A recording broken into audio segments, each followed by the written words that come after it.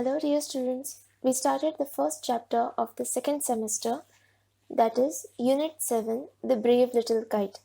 In the previous video, we studied the first poem along with some activities. So let's just revise what we studied in the last video and then move ahead with the chapter. Activity 1 consisted of some pictures and then we had to answer the questions given below those pictures. That activity had all the objects that can fly, and from that we had to choose which are the man-made objects and which are the natural things. And what was the common in all those pictures? The common thing was that they all can fly. Activity 2 consisted of adventurous sports and we had to write the names. So the names were bungee jumping, hang gliding, skydiving and rope walking. And then we studied activity 3. It was the poem The Brave Little Kite. This poem was about a small kite and the little kite and the big kite. The little kite was afraid to fly because it thought that if it flew, it would fall. But then the big kite encouraged and motivated that you just have to try once. If you never try, you will never learn. But even when the little kite said that it was afraid, the big kite just said goodbye and flew.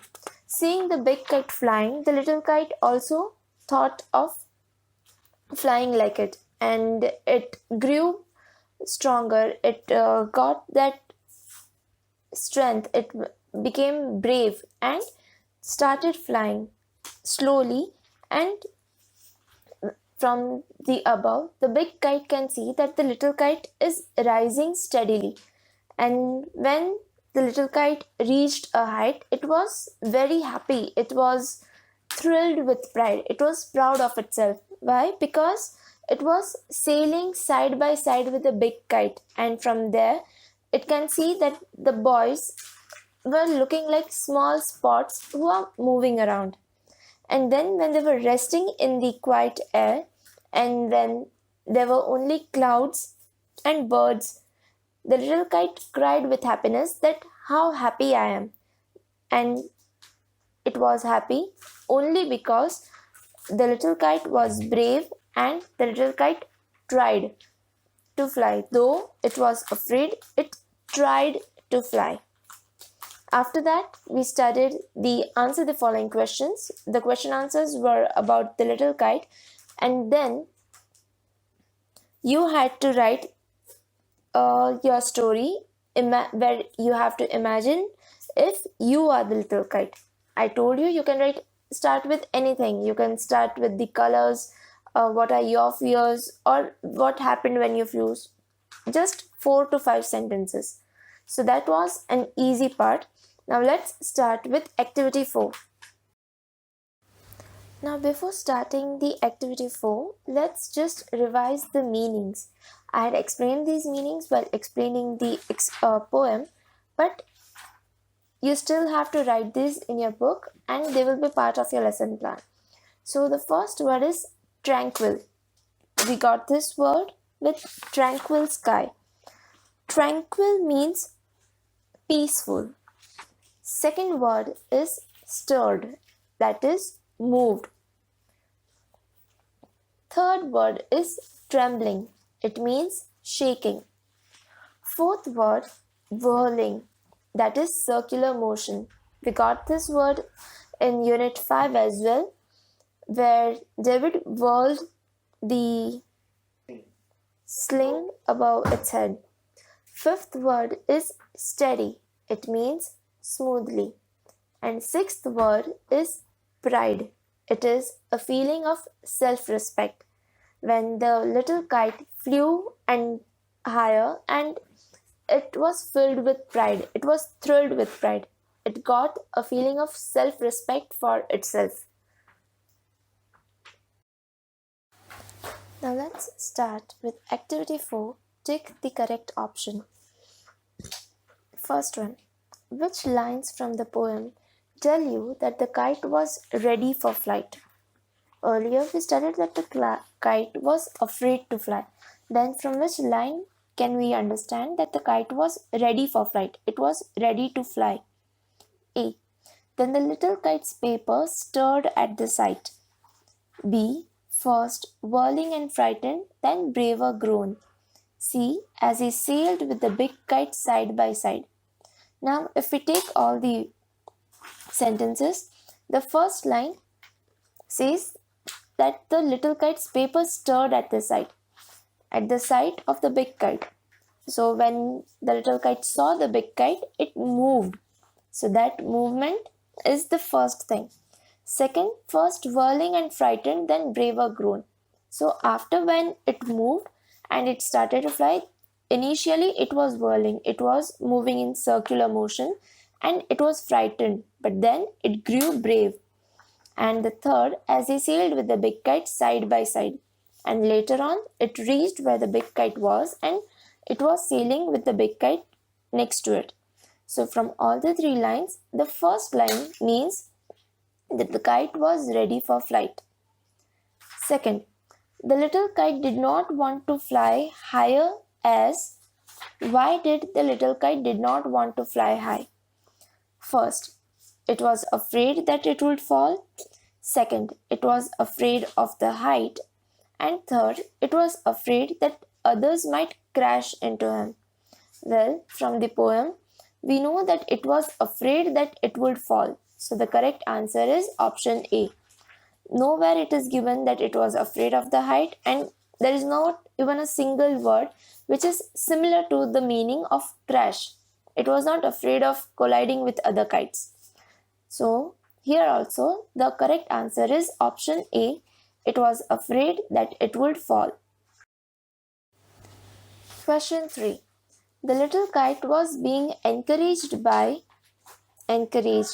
Who motivated it? Who told it to try?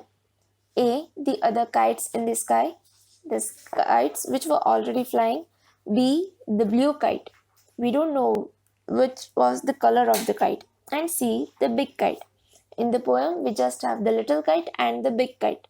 So the answer is C. The big kite.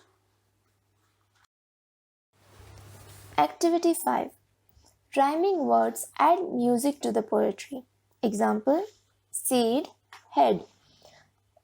Find the other rhyming words and list them below. Students, I am sure you must be aware about what are the rhyming words which have the same kind of music to it, which rhyme together. In the poem, the first pair of rhyming words is seed and head. Next, we get fly, try. You can see that these words are always at the end of the line. I know I shall fall if I try to fly. Try, said the big kite, only try. So, fly and try. Similarly, you will get other rhyming words like, or I fear you never will learn at all. But the little kite said, I'm afraid I will fall. So, all and fall. Similarly, you can get the other ones. Let's see. The big kite nodded, well, goodbye, I'm off, and he rose towards the tranquil sky. So, bye and sky. Then the little kite's paper stirred at the sight, and trembling he shook himself free for flight. Sight and flight. First whirling and frightened, then braver grown, up he rose through the air alone. Grown, alone. Till the big kite looking down could see the little one rising steadily. See and steadily are both ending with E, but still they are not just perfectly rhyming. Then how the little kite thrilled with pride as he sailed with the big kite side by side. So the pair is pride and side. While far below he could see the ground and the boys like small spots moving round and round. They rested high in the quiet air, and only the birds and clouds were there. Air and there. Oh, how happy I am, the little kite cried, and all because I was brave and tried. So the last pair of rhyming words is cried and tried. Next we have activity 6. Here are two kites. Imagine that these two kites are talking to each other. Write a conversation between them. Now, let's take the example of Makar Sankranti. You will see many kites flying in the sky. Now, if these kites can talk with each other, what kind of conversation they will be having? Let's say that here we have a simple green kite, and next to it is flying a giant kite which is very colorful, which has different shape. And what kind of conversation, what they will be talking, you can write by yourself, but you can start with like, hi. Let's say that the green kite is saying, wow, you look beautiful, you must be very costly, right? The red kite can say, yes, I was very costly, and the boy bought me because he was very excited to buy me, and his father had to pay more for it. The green kite said, yeah, so what? But still, it's good that you look good and all. The red kite and green kite can even compete with each other. They can say, like, let's see who flies higher. But in the end, you know that it's not about your color or your shape, but both the kites are flying high in the sky. So this is totally up to your imagination. You just have to write 2 or 3 dialogues, and that will be it. You have to do this exercise in your textbook only.